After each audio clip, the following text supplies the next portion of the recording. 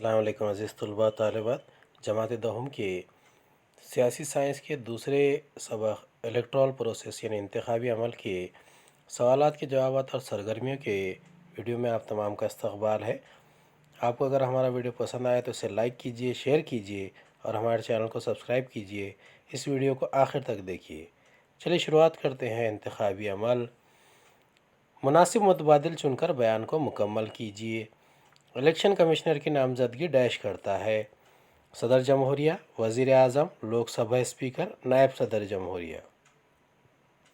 آزاد بھارت میں پہلے chief election commissioner کے طور پر ڈیش کو نامزد کیا گیا: doctor Rajendra Prasad, T N Seshan, Sukumar Sen, Neela Satya Narayan. تیسرا، حلقہ انتخاب تشکیل دینے کا کام الیکشن کمیشن کی ڈیش کمیٹی انجام دیتی ہے: انتخابی، حد بندی، رائے دہی، نظام الاوقات۔ چلیے پہلا کا جواب دیکھتے ہیں۔ الیکشن کمشنر کی نامزدگی صدر جمہوریہ کرتا ہے۔ دوسرا، آزاد بھارت میں پہلے چیف الیکشن کمشنر کے طور پر سکمار سین کو نامزد کیا گیا تھا۔ تیسرا، حلقہ انتخاب تشکیل دینے کا کام الیکشن کمیشن کی حد بندی کمیٹی انجام دیتی ہے۔ دوسرا سوال ہے، درج ذیل بیانات صحیح ہیں یا غلط؟ وجوہات کے ساتھ لکھیے۔ پہلا سوال ہے، الیکشن کمیشن انتخابات کے دوران ضابطۂ اخلاق نافذ کرتا ہے۔ دوسرا، مخصوص حالات میں الیکشن کمیشن کسی حلقہ انتخاب میں دوبارہ انتخابات کرواتا ہے۔ تیسرا، ریاستی حکومت طے کرتی ہے کہ کسی ریاست میں کب اور کتنے مرحلوں میں الیکشن کروایا جائے۔ جوابات دیکھتے ہیں۔ پہلے کا، الیکشن کمیشن انتخابات کے دوران ضابطۂ اخلاق نافذ کرتا ہے۔ اس کا جواب کیا ہے؟ یہ بیان صحیح ہے، کیونکہ اس کی وجہ سے الیکشن آزادانہ ماحول اور غیر جانبدارانہ طریقے سے ہوتے ہیں۔ دوسرا، الیکشن کے عرصے میں غلط کاموں کو روکا جا سکتا ہے۔ تیسرا، عام ووٹروں کو ہراساں کرنے اور دہشت سے نجات مل جاتی ہے اور وہ بے خوف ہو کر ووٹ دے سکتے ہیں۔ اسی لیے الیکشن کمیشن انتخابات کے دوران ضابطۂ اخلاق نافذ کرتا ہے۔ دوسرا ہے، مخصوص حالات میں الیکشن کمیشن کسی حلقہ انتخاب میں دوبارہ انتخابات کرواتا ہے۔ یہ جواب بھی صحیح ہے۔ کیوں؟ بعض اوقات ودھان سبھا یا لوک سبھا کا کوئی رکن اپنی نمائندگی سے استعفیٰ دے دیتا ہے۔ دوسرا، کسی رکن کا اچانک انتقال ہو جاتا ہے۔ تیسرا، کسی منتخب رکن نے پارٹی تبدیل کی تو پارٹی بدل مخالف قانون کے مطابق اس کی رکنیت رد ہو جاتی ہے۔ ایسی صورت میں سوال پیدا ہوتا ہے کہ اس حلقہ انتخاب کا کام کون کرے گا؟ اس وجہ سے الیکشن کمیشن اس جگہ کے لیے ضمنی الیکشن کرواتا ہے۔ تیسرا ہے، ریاستی حکومت طے کرتی ہے کہ کسی ریاست میں کب اور کتنے مرحلوں میں الیکشن کروایا جائے۔ یہ بیان ریاستی حکومت کا نہیں ہے، الیکشن کمیشن کا ہے۔ تو الیکشن کمیشن کا کیا کرتا ہے؟ الیکشن کا سارا انتظام کرنے کی ذمہ داری الیکشن کمیشن کی ہے۔ ریاستی حکومت کو یہ ذمہ داری سونپی جائے تو جانبدارانہ پالیسی اختیار کرے گی۔ اسی وجہ سے دستور نے اس ذمہ داری کو پورا کرنے کے لیے ایک آزاد الیکشن کمیشن قائم کیا ہے۔ یعنی یہ جو بیان ہے یہ غلط ہے، یہاں درست کر لیجئے۔ اسی لیے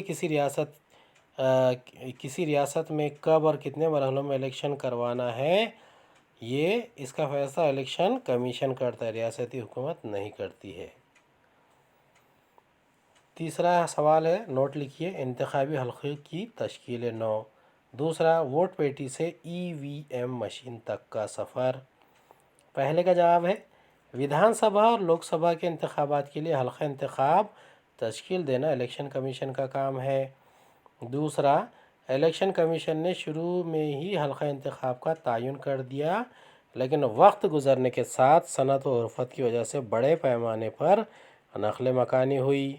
تیسرا، گاؤں سے شہر کی طرف نقل مکانی ہونے کے سبب کسی حلقہ انتخاب میں نقل مکانی رائے دہندوں کی تعداد گھٹ جاتی ہے تو بعض مقامات پر یہ تعداد بڑھ جاتی ہے۔ اس سبب سے انتخابی حلقہ متوازن نہیں رہ جاتا۔ اس وجہ سے انتخابی حلقوں کی تشکیل نو کرنی پڑتی ہے۔ چوتھا، حلقہ انتخاب بنانے اور ان کی تشکیل و نو کرنے کا کام الیکشن کمیشن کی حد بندی کمیٹی کرتی ہے۔ دوسرے کا جواب ہے 1951-52 کے لوک سبھا کے پہلے الیکشن سے ووٹ پیٹی یعنی بیلٹ باکس کا استعمال کیا جاتا تھا۔ اس سے پہلے الیکشن میں ووٹ دینے کے لیے اسٹیل یعنی فولاد کی 20 لاکھ ووٹ پٹیاں استعمال کی گئی تھی۔